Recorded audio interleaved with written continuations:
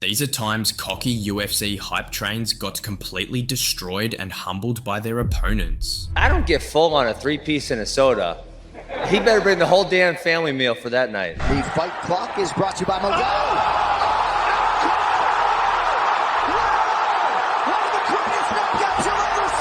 I'm gonna beat the fuck out of Tony. I'm gonna beat the fuck out of Tony. Oh, there's the tap. Tony Ferguson. He went out.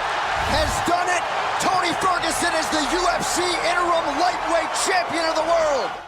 Over the years, we have seen dozens of rising UFC prospects let their egos take over after beating lower tier competition and looking unstoppable in the moment. But unfortunately, some fighters forget that the competition only gets tougher as they climb the ranks, and these next few fighters found that lesson out the hard way. We'll kick things off with Ben Askren, who joined the UFC in 2018 as an undefeated 18-0 wrestling legend who had already won belts in Bellator and one championship.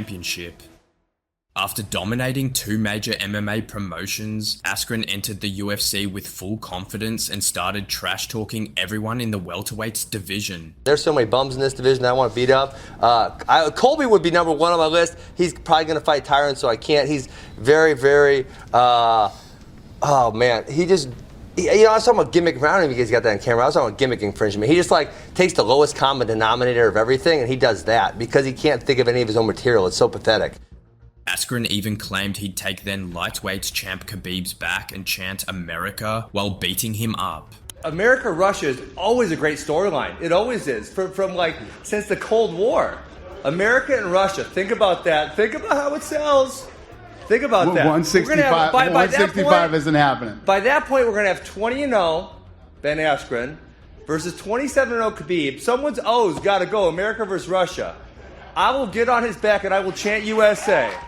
Even after his UFC debut against Robbie Lawler at UFC 235 ended in a shaky and controversial win, Askren didn't stop talking and turned his attention to his next opponent, Jorge Masvidal, roasting him for assaulting Leon Edwards backstage in 2019. I don't get full on a 3-piece and a soda.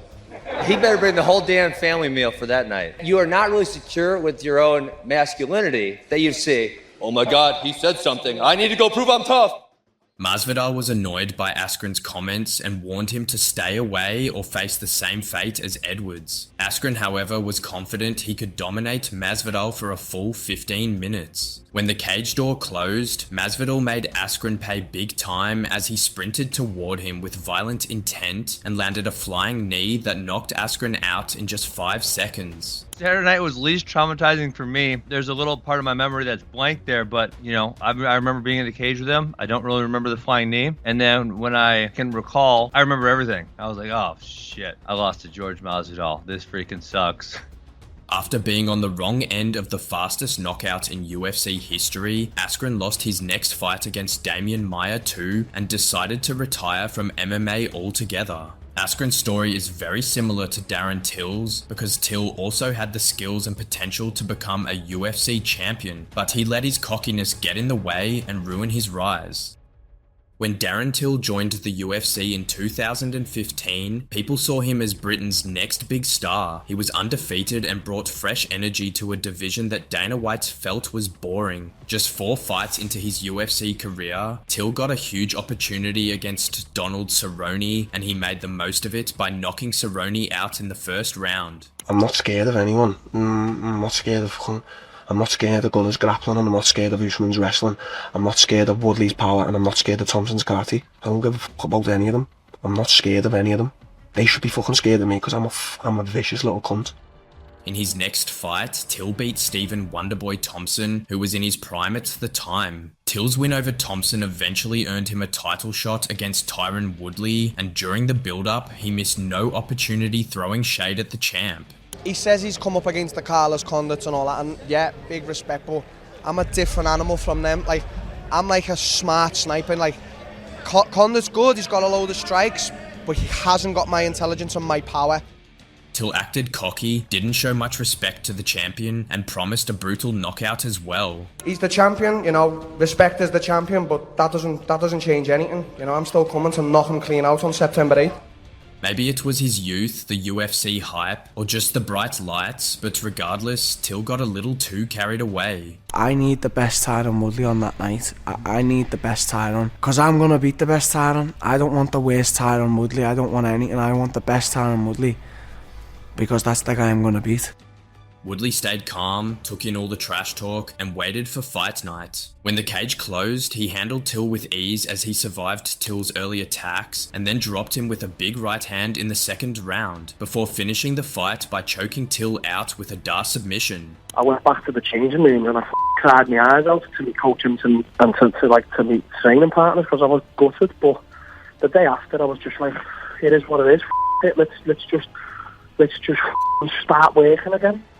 After the loss, Till's career went downhill as he lost 4 of his next 5 fights and eventually left the UFC to try celebrity boxing instead. Now, thinking you can knock out the champion is one thing, but pointing out the holes in everyone else's game is another level of cockiness, and Kevin Lee's career paid the price for it when he focused too much on others instead of working on his own game.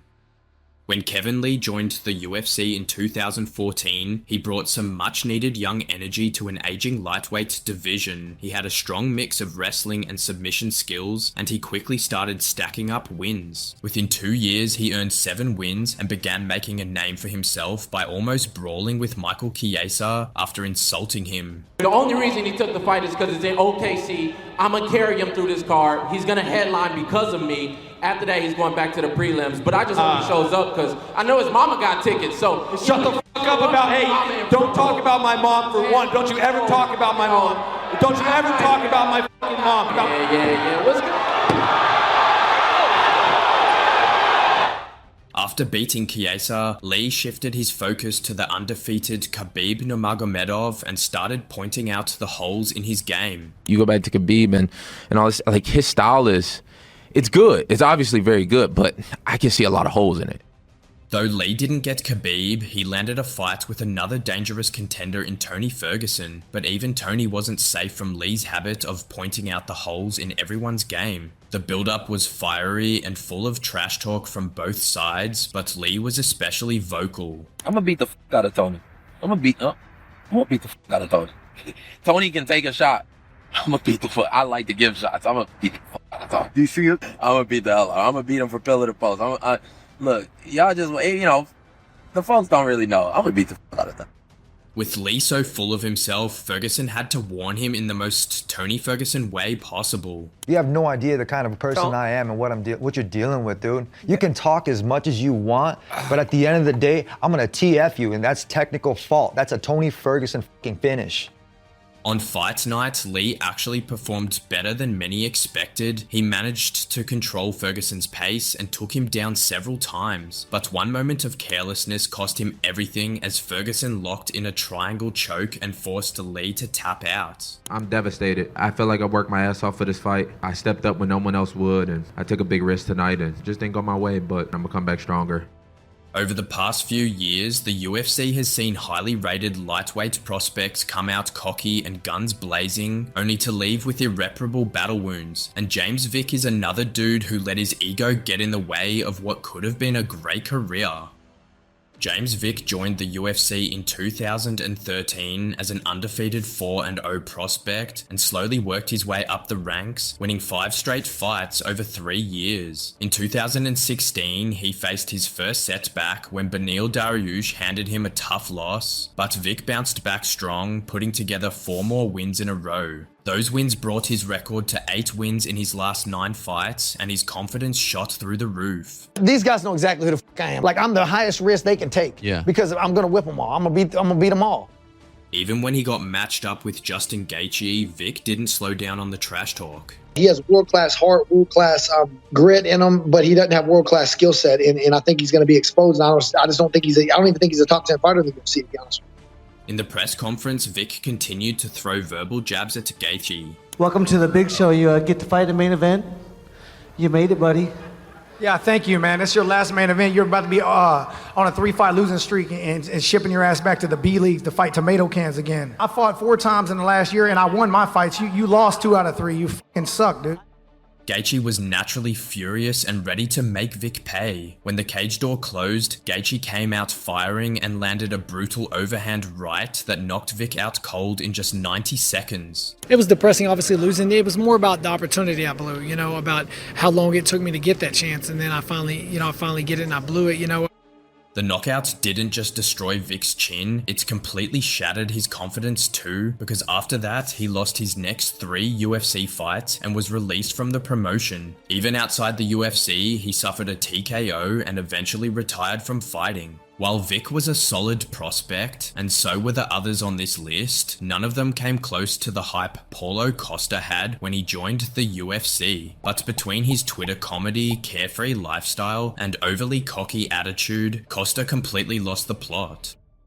Paulo Costa joined the UFC in 2017 with an 8-0 record, and he was coming off an impressive knockout in his first and only Jungle Fight middleweight title defense. Once in the UFC, Costa kept his streak alive with 3 straight knockouts, including a big win over former champion Johnny Hendricks. Costa's victories over Uriah Hall and Yoel Romero only added to the hype surrounding him, but along the way, he got cocky and started believing he was the most dangerous striker in the division. With his rise and his flashy mic skills, Costa naturally earned a fight against champion Israel Adesanya, and he promised not just to beat Adesanya, but to make him cry. Adesanya is nothing.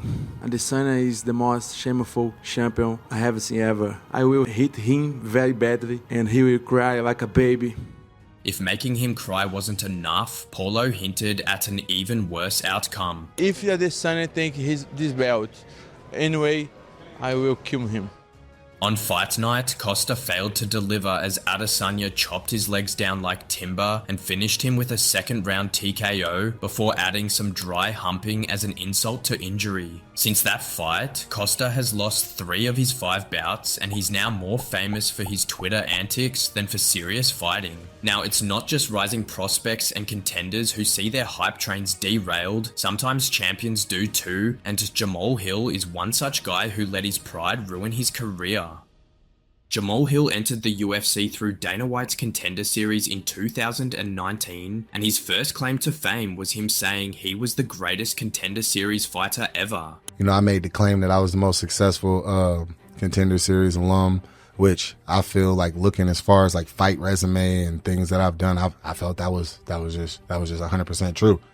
At the time, Hill was 6-0 in MMA, but his start in the UFC wasn't smooth. In his first 4 fights, Hill won 2, had a no contest, and lost to Paul Craig, who broke his elbow. Hill's comeback, however, was impressive as he scored consecutive knockouts against Jimmy Crute, Johnny Walker, and Thiago Santos. I'll bring the entertainment. I bring the show. Yeah. They sit back.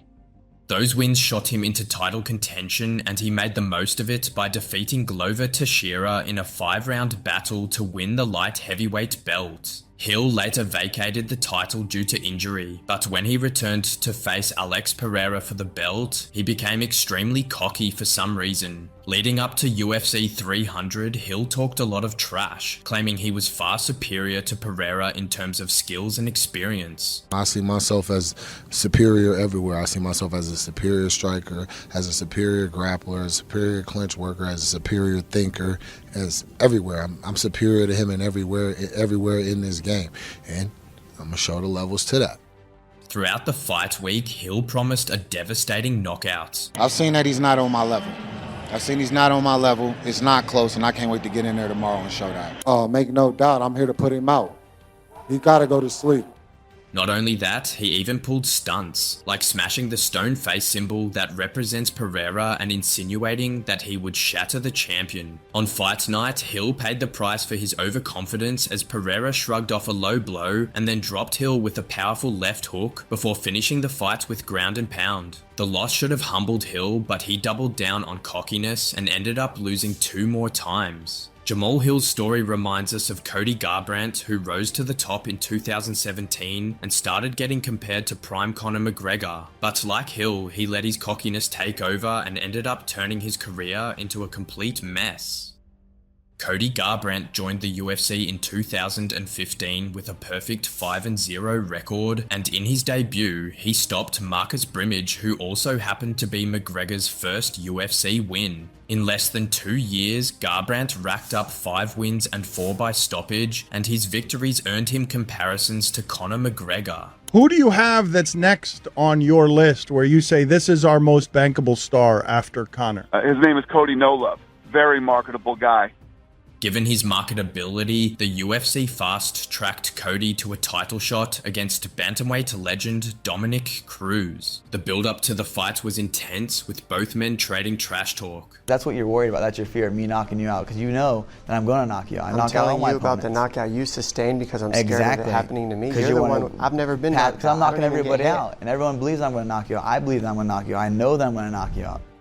On fight night, Cody shocked everyone by dominating Cruz, dropping him multiple times and dancing his way to one of the greatest championship wins in UFC history. Cody was now undeniable, and in his growing cockiness, he even claimed he could knock out Conor McGregor in a boxing match. Cody's next challenge wasn't Conor, however, but former training partner turned rival TJ Dillashaw, who Cody was determined to punish badly. You're a cheap shot bastard. You know that. Bring it. How many times did I f you up in practice? 0, motherfucker. Exactly. We're gonna find out. Saturday, you're gonna find out. You can talk all you want, show your insecurity, show who you really are. We're gonna get out there. I'm gonna have a smile on my face. In your own I'm locker. gonna break your ass. Yeah, I had you in your own locker room, me and you together, ready to fist up. How about when you went home crying? Down. How about when you went home crying and left practice? Never cried. How many times did Holdwood make you cry? And you're not ready. How many times did Dwayne Ludwig come up to Chris Holdwood and say, "Hey, Grasshopper, take it easy on TJ today. How many times you quit practice? He's got a championship fight coming up." How many times you quit practice, motherfucker? Never quit practice. All the fucking time. I'm gonna make you quit.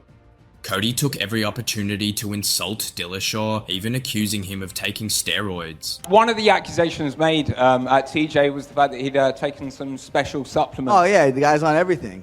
Yeah, he's on everything. TJ? Yeah, I'm on everything. They test me every day, so I'm on everything. Funny, you're the one that showed everyone how to do it on Team Alpha Male. As for his prediction, Cody promised to knock Dillashaw out cold. You can do all the conditioning in the world with your new coach. You can't condition that fucking chin of yours. So I'm supreme confidence going in there Saturday. I'm gonna knock his ass out early in the fight. On fight night, Cody nearly delivered on his promise as he landed a first-round head kick that dropped TJ, but Dillashaw came back in the second round and knocked Cody out cold with a brutal punch. I am the better fighter out there. You know, he was able to capitalize on a low left hand, a right hook. Hats off to TJ. You know, he battled back, from losing his title, and he was a hungry man, but I still am the better fighter in there, and I'll show that in the rematch.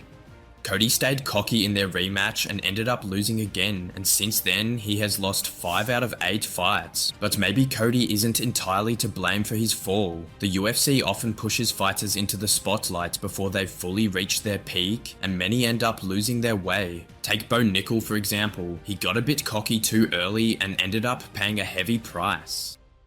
Bo Nickal signed with the UFC in 2022, even though he had only 3 MMA fights under his belt. 2 of those fights came on Dana White's Contender Series. I guess Bo Nickal got your attention the second time around, not enough the first time, but this was enough tonight. My God. Yeah. Incredible, man. Kid's incredible. Despite his limited MMA experience, his UFC signing wasn't a shock, given his 3 NCAA Division I wrestling titles. Nickal lived up to the buzz immediately, scoring back-to-back first-round finishes. That early success got to his head, however, as he began talking about beating the top fighters in his division, like Khamzat Chimaev. They book you against him right now. How does that fight go? I think I'd do very similarly to him what I did to this last guy. Take him down, ragdoll him, throw him around. He's not a big 85er. He gets tired. So, is his first round going to be a little better, more competitive? Probably. But if that fight's 5 rounds, I don't think he makes it 5 rounds. With 2 more wins, especially the one against Paul Craig, the UFC decided it was time to see if Bo was ready for the top competition. They matched him up with Rainier Derrida, a former 2-division champion in 1 championship. It was a massive test, but Bo was confident he'd handle it easily. I think he knows that I'm a better striker than him, that I hit hard, and not to say he doesn't have skills, because he absolutely does, and there's a lot of things that he does really well on the feet, but I think I have an advantage there. On fight night, Derrida avoided grappling a world-class wrestler. Instead, he kept the fight standing and traded strikes with Nickal, who struggled to keep up and was brutally stopped in the second round with a knee to the body. Nickal still has time to recover and work his way back into title contention, just like Mauricio Ruffy, who thought he was unstoppable after a few UFC wins, only to have a brutal reality check.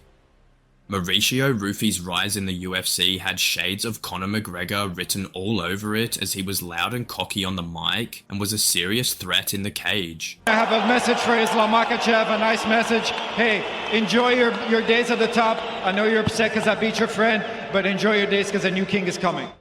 From day one, Ruffy called out Islam Makhachev, saying he wanted to take down Team Khabib to impress his idol Conor McGregor. He's a big Conor McGregor fan. He loves McGregor's style. One thing that he wants is when he is ready to fight Islam Makhachev, when he goes to fight him, he wants to invite Conor McGregor to be in his corner. So it's us against the Russians. You know, he wants McGregor there. He wants McGregor to be able to be up close and taste the victory for when he beats the Russians. And, you know, Khabib's going to be there, of course. So he wants McGregor to be there as part of his corner as well for when he defeats the Russians and put an end to Islam Makhachev. When Makhachev moved to another division, Ruffy shifted his focus to Ilia Topuria, boldly claiming he'd knock out the reigning lightweight champion. While Ruffy's trash talk grabbed headlines, the UFC wanted to see if he could back it up. So they gave him a real test in Benoit Saint-Denis, who had solid credentials, but Ruffy refused to slow down. I don't know if it's going to be in the first round. I'm going to be in the second round. It's going to be in the third round, but it's over. On fight night, Ruffy couldn't deliver when it counted. He was dominated from start to finish and was submitted in the second round. 2025 has been a shaky year for many prospects, including one of the biggest ones in Umar Nurmagomedov, who got cocky against a proven champion and paid the price. Umar Nurmagomedov made his UFC debut in 2021 when he finished Sergey Morozov in just 2 rounds. From there, he bagged more wins against Brian Kelleher, Nate Maness, Raoni Barcelos, and Bekzat Almakhan, which kept his hype train rolling. But it was his 5-round masterclass against Corey Sandhagen in the summer of 2024 that truly put him on the map. After the fight, Umar's confidence was through the roof, and he began suggesting that reigning bantamweight champ Merab Dvalishvili was avoiding him. It's looking like very bad. It's looking like he tried to avoid, like he's scared. Merab didn't take that lightly and clapped back by saying that Umar was still unproven against the elite. I'm telling you guys, from top 15, he only win 1 fight. The back and forth trash talk made the eventual UFC 311 fight feel personal. You are piece of shit, okay? You are piece of shit. You lost respect. You lost respect as a man for me, okay? I just described your behavior. You try to avoid me. You even this doesn't mention my name. Who are you? Who are you? Who are you? You don't even does you think I'm gonna go backwards and fight number 15? I'm gonna show I'm fighting for the belt. I'm gonna take this belt champion. and you know it. You fucking, how dare you, sneaky guy. On fight night, Umar started strong, taking the first 2 rounds, but Merab's relentless pace turned the tide and controlled the last 3 rounds to hand Umar the first loss of his career. Umar refused to accept defeat, and right after the fight, he jumped on Instagram claiming he was robbed. The rivalry between Merab and Umar is clearly not over, with both men still circling the top of the division. Umar has already bounced back with a win over Mario Bautista, and his hype train seems to be back on track. Will Merab Dvalishvili derail it again? So these were the times cocky UFC hype trains got brutally humbled for disrespecting their opponents. If you enjoyed the video, subscribe to the channel and check out 30 knockouts that completely shocked the UFC world.